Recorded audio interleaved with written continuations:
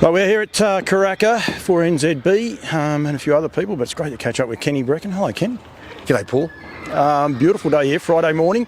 Well, lunchtime it is here in New Zealand. This will go up a bit earlier for the Aussies back home, but must be fun to be back here at Karaka. Look, it's for me, it's the most exciting part of the year. We look forward to it, and we've got a great draft this year, and just hopefully, we get the buys that we're expecting. Karen, your wife, last night, she said, I don't know why we do this to ourselves. And then I can guarantee you by Sunday night she'll be like, oh yeah, we'll be back next year. Yeah, look, she absolutely loves it. And she's fallen in love with the game and what our staff do. And it's a huge part of her life today. Yeah. And she'll be lost without it. She wouldn't tell you that this weekend, but she does love it. How much goes into it? Into the planning and getting everything organised for this. Like I was lucky enough to catch up with Nigel. That'd be a month ago, I suppose. Might have even been a little bit longer than that. You'd already had your videos up by that stage. Like you guys are planning 3 and 4 months out. I would imagine maybe longer. Yeah. Look, it's more than that. I mean, we start looking straight after the sales, and we start tossing around. It might be what fillies we're going to keep for next year, filly syndicates. So you really don't stop. I mean, these guys are busy. I mean, there's obviously the odd quiet month, but you've got to prepare today if you want to keep lifting the bar. There's 12 months work ahead of you. And I think that's really important, and it's one of those messages I want to try and get across for everyone about is about the preparation from you guys' point of view to the vendors out, the people come to buy and things like that.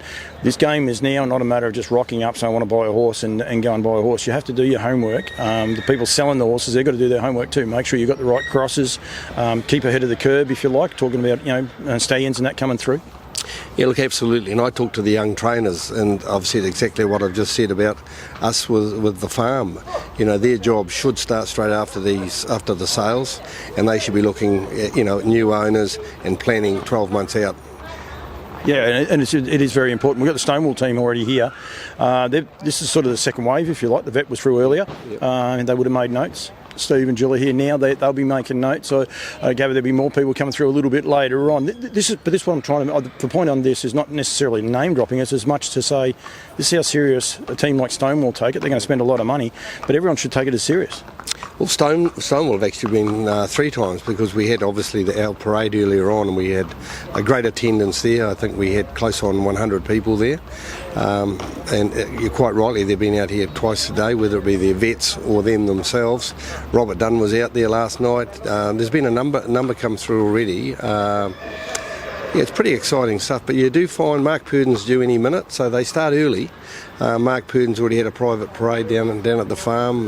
Barry Purden, a number of the key trainers have been down there, on 1 or 2 occasions.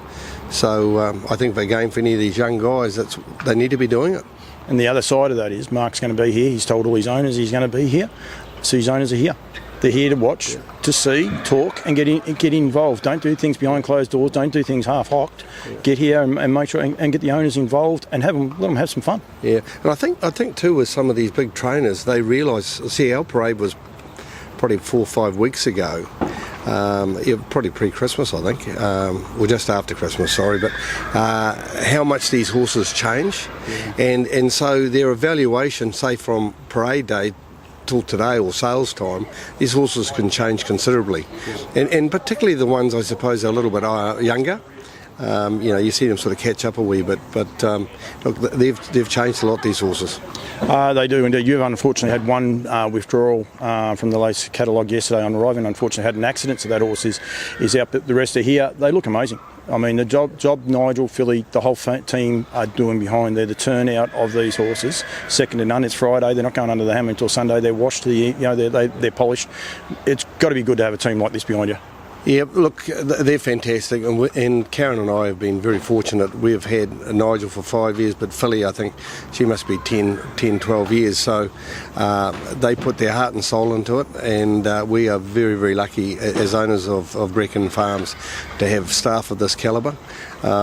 Phil Jeffries is another one. He's been there, again, 10 years plus, since I've ever had the farm. So we've got young Fergus Schumacher, junior driver. He's been with us.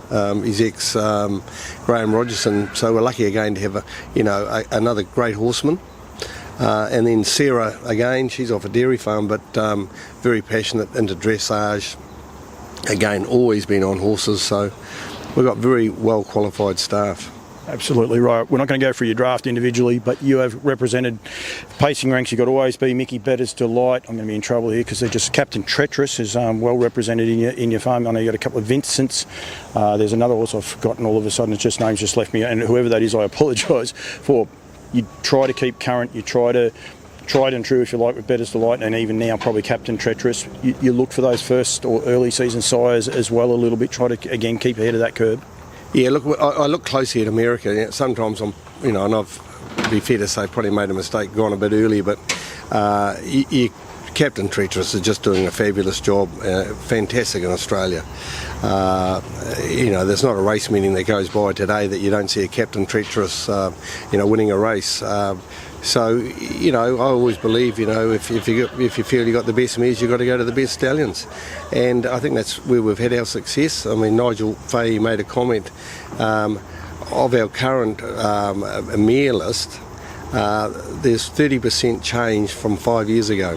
So we continue to drop off the mares that perhaps aren't performing as well, and then we've got hopefully good ones coming off the track, continually trying to improve our mares, and I think that's very important, and where we've had our success. And that improves the brand, if you like, and people then want to look for the big B going through. Your trotters, I just had a couple of their tactical approaches coming through. What the Hell creatine, I think you've got a creatine, and there might be one other one there, again, another one that just might have escaped me just at the minute.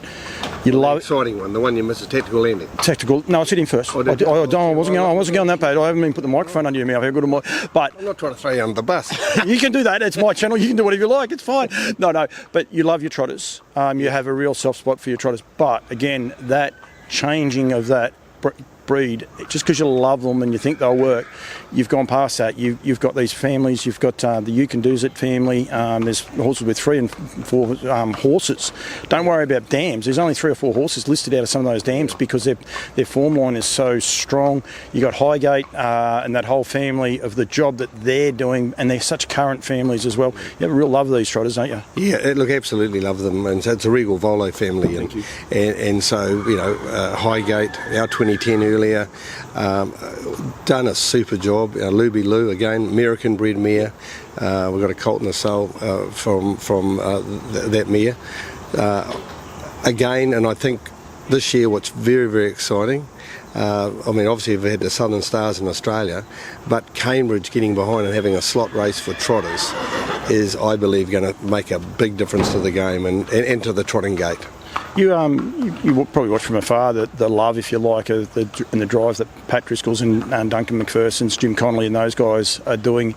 It is an infectious gait, isn't it? That once you sort of get your teeth stuck in it, you can understand where that comes from because you're driving it just as hard as they are. Yeah, and it's fantastic what the guys in Australia are doing. Pat Driscoll and Jim Connolly and Duncan McPherson. I mean, they love their trotters, and it's been great. It's been great for trotting here too, of course. And trainers, for whatever reason, your Paul Neens of this world, they prefer obviously to train trotters than they do pacers. So.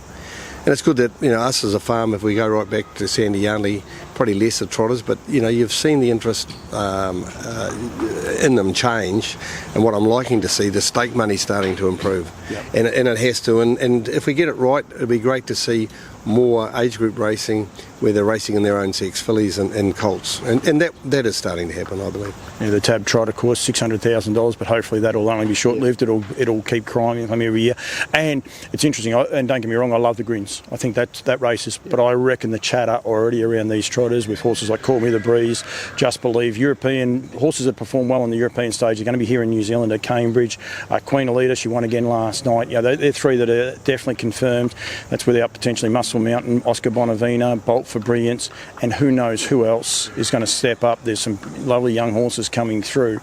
The chatter about it is so cool. I reckon that's a part about it, and that's, I think, we're developing our industry and trying to grow our industry to a bigger stage. That's where we've got to develop these trotting gates. Yeah, well, like it's something we discussed this morning, Paul. I think as an industry, Kiwis, whether it be in the thoroughbreds, we love these Tasman rivalry, and the calibre of the trotters that are coming over this year are fantastic.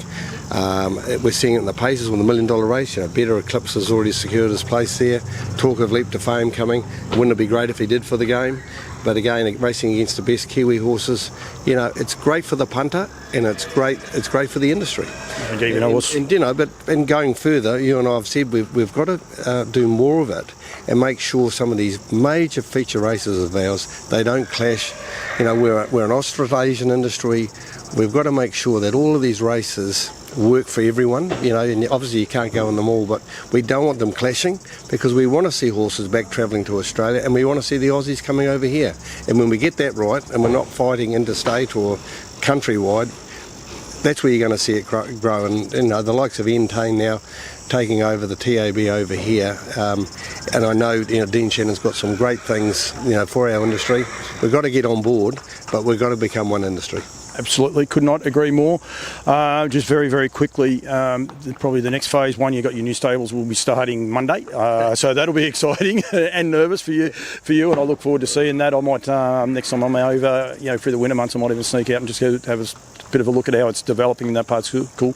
But I was showing you some pictures of a couple of the King of Swings on the ground in Australia, and from the Breckon Farms, that's got to be just something really cool for your horse that you bred, raised, raced. Now to see him leaving horses, that must be really cool for you guys. Yeah, no, it is very exciting. You know, you'll always have I'll always have a soft spot for him, but it does appear that he is leaving good horses, and no reason why they won't do the job on the racetrack. But the one thing, one might have a couple of them, but they look outstanding. Yeah. And when Nigel Fahey asked me to go and pick out the best looking foal in there, old layman Ken getting out there and having a look, I tell you what, it's you know, they all look a bit the same, but they just stand out. And for once, I got it right. I picked them out. Well, I can say the same thing. Scotty Robinson's place. I said I'll take that one home, and yeah, he told me it was a King of Swing, and yeah, it's not a paid advertisement. Scotty, don't pay me. You do. Well, I won't worry about that part, but that's okay, mate. I'm going to let you go. You said it's threatening to rain. There's a few drops here, but thank you very much for joining me. Well done for how you guys present. You guys have the pictures over there, the marquee. It takes it to another level. It means that people want to come out here and spend a bit of time out here as well. Woodlands do it, Alabar do it, everyone does it, but I think it's really, really cool. I love what you guys do, mate, and I really appreciate you giving me a bit of time. And also the draft of horses you got out is outstanding. Can only help the whole industry grow and get better and better. So thank you very much, mate. Yeah, and thank you, Paul. Campbell's comment, you're doing a super job. I talk to myself a lot. Yeah, you deserve all the support you get. That you get. Thanks, mate.